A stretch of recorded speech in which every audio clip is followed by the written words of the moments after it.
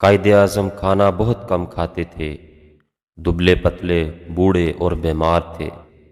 مرض الموت میں جسمانی کمزوری بہت بڑھ گئی تھی۔ زیارت میں قیام کے دنوں میں ڈاکٹر الہی بخش نے تشویش ظاہر کی کہ کم خوراکی کی وجہ سے ان کی حالت زیادہ تیزی سے خراب ہو رہی ہے۔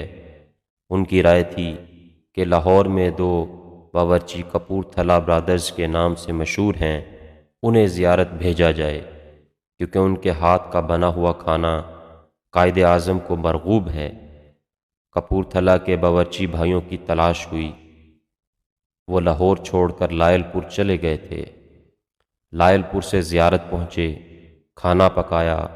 اس روز قائد اعظم نے چند لقمے شوق سے کھائے۔ کھانے کے بعد اپنے پرائیویٹ سیکرٹری فروخ امین کو بلایا۔ کھانے میں فرق کی وجہ دریافت کی، وجہ بتلائی گئی۔ وہ ناخوش ہوئے، چیک بک منگوائی، باورچیوں کے آنے جانے کے خرچ کا حساب کیا، اس رقم کا چیک کاٹا، رقم سرکاری خزانہ میں جمع کرائی، باورچی رخصت کیے اور کہا یہ حکومت یا ریاست کا کام نہیں کہ وہ گورنر جنرل کو اس کی پسند کا کھانا سرکاری خرچ پر فراہم کرے۔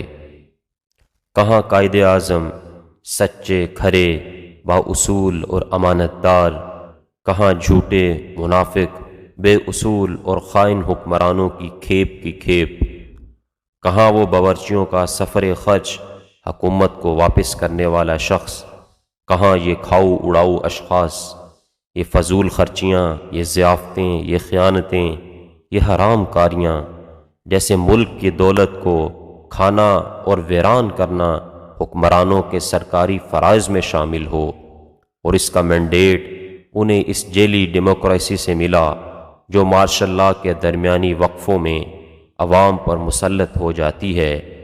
یہ حکمران کیا کچھ نہیں کھا گئے، پلاٹ اور پرمٹ، ادارے اور بینک، انصاف اور اصول، ڈیموکریسی اور مساوات، عہد اور نظریہ، روایات اور ماضی۔